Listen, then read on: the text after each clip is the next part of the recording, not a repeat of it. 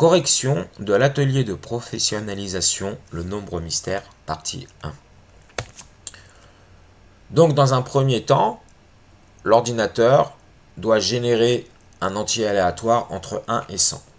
On a ici dans notre document des informations, notamment comment générer un entier entre 1 au hasard, entre 1 et 100 par l'ordinateur. Donc on va déjà tester ce code. Donc je viens sous Eclipse, un programme que j'ai créé, j'ajoute une classe, je vais l'appeler par exemple test, je lui demande de générer la méthode main, finish. Et là, je copie le code que je viens de récupérer. J'exécute ce code. Voilà. Il faut déjà que j'importe bien sûr mon outil random de java.util et j'exécute. Et là, j'ai bien un entier entre 1 et 100. D'accord. Je peux m'assurer aussi que la génération est bien entre 1 et 100 et non dans un autre intervalle. Donc, je vais tester par exemple un grand nombre de générations, 200 on va dire, avec une boucle itérative. Donc, je vais exécuter itérativement 200 fois ce code.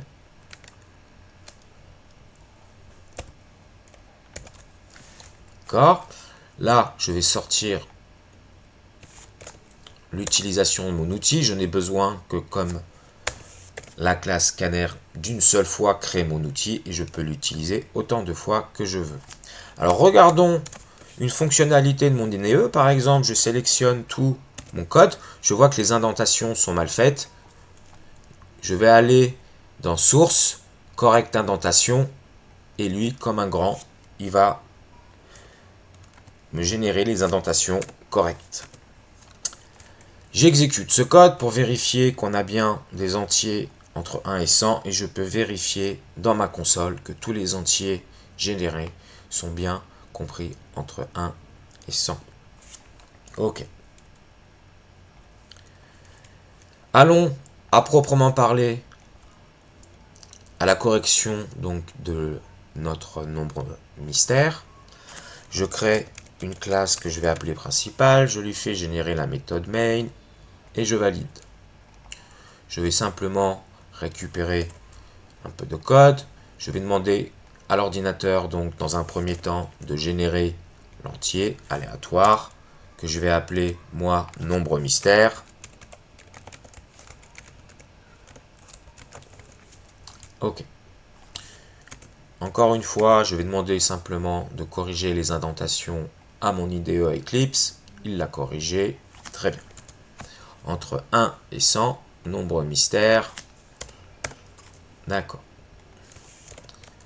Après, l'utilisateur doit saisir un nombre entre 1 et 100. Donc on va demander saisir un entier entre 1 et 100. Je vais donc avoir besoin de lire un entier. Donc je vais créer déjà mon outil scanner. Je vais l'appeler clavier.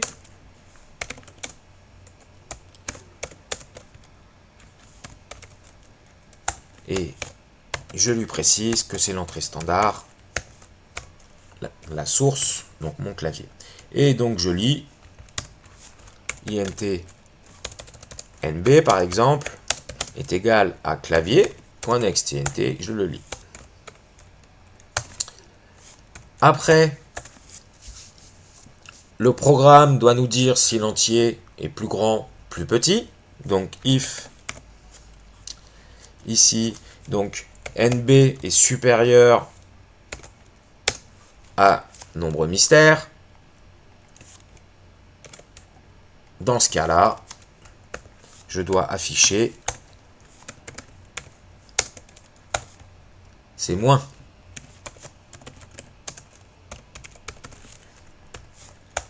Et sinon, si nb est inférieur à un nombre mystère, je dois afficher C+.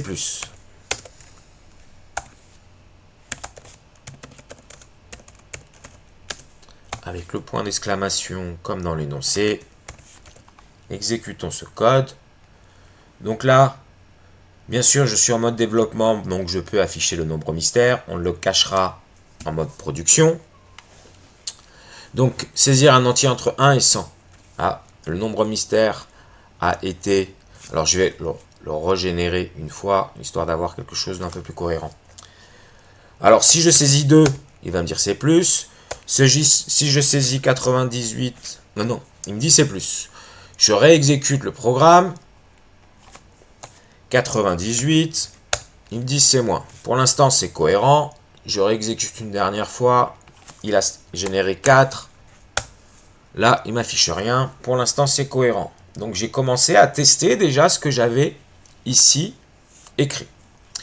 Maintenant, ce que je veux, c'est itérer. Itérer, c'est-à-dire demander à l'utilisateur de saisir un entier entre 1 et 100, sa tentative, et suivant l'entier saisi, je vais lui afficher le message c'est moins ou c'est plus. Donc je vais itérer sur ici le code que vous voyez en surligné.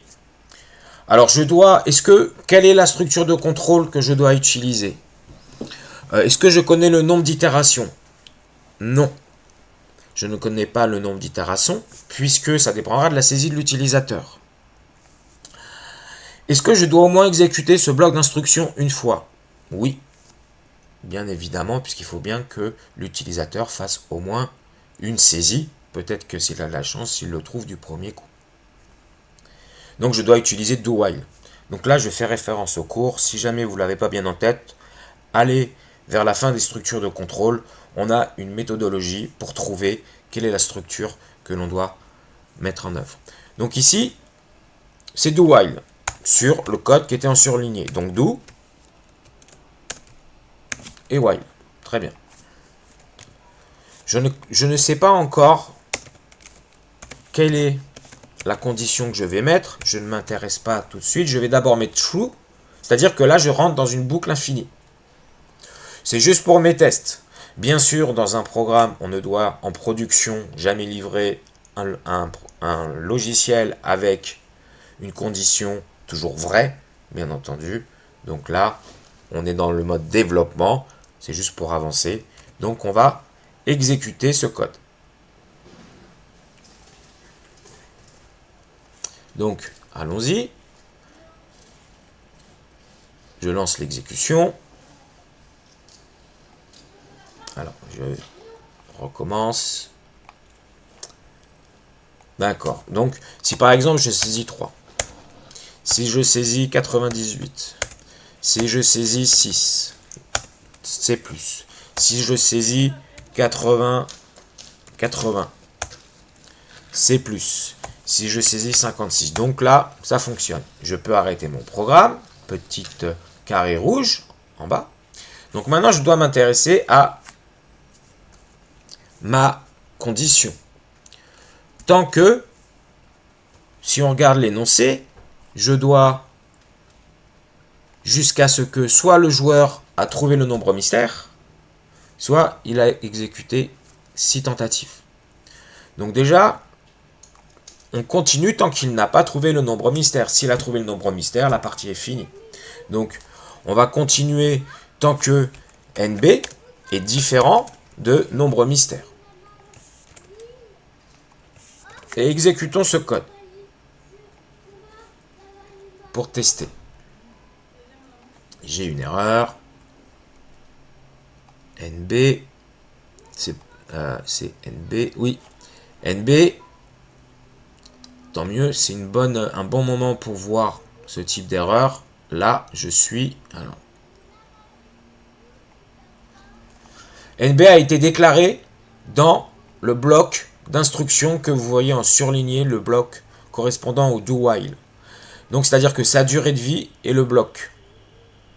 Et dans la condition do while, donc je n'y ai pas accès ici. Pour pouvoir y avoir accès, je vais simplement déclarer ma variable au-dessus, l'initialiser, même si l'initialisation ici ne changera pas notre algorithme. Et donc là maintenant, j'ai bien accès à NB dans ma condition. Je réexécute le code pour le tester.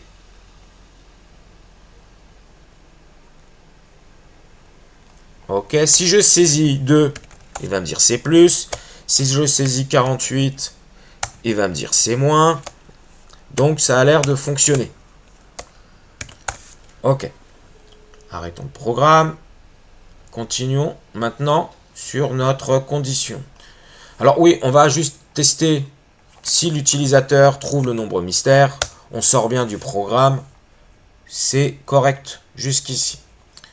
Donc, on va tester. Tant que ici NB est différent du nombre mystère, l'utilisateur, tant qu'il n'a pas trouvé le nombre mystère, et que son nombre de tentatives, donc est nombre tentatives, je vais l'appeler NB tentative. Donc c'est l'entier qui va correspondre donc au nombre de tentatives, on va voir comment on va le calculer juste après, est inférieur à 6.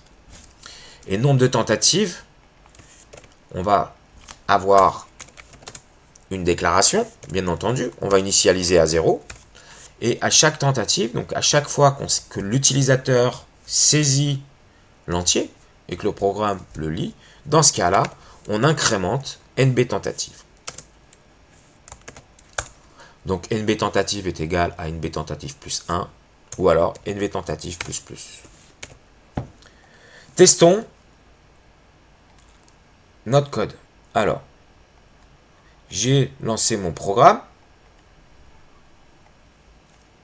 Ok. Donc si je saisis 1, 2, 3, 4, 5, 6, et là, je n'ai plus de saisie à faire, donc mon programme s'est arrêté, ma structure de contrôle on est sorti de l'itération, et donc c'est cohérent. Maintenant, il nous reste juste à afficher le résultat. Donc ici, si nombre mystère, NB est égal à nombre mystère.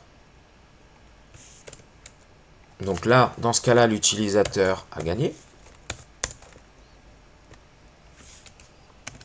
Donc j'affiche la chaîne de caractères. Bravo, vous avez trouvé le nombre mystère en X tentatives.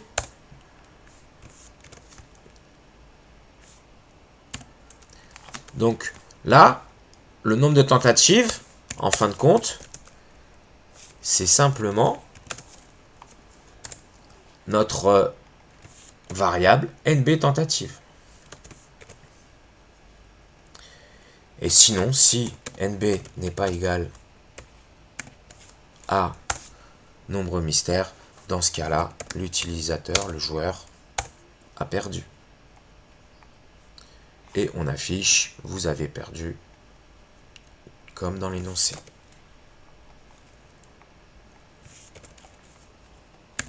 On va tester notre programme.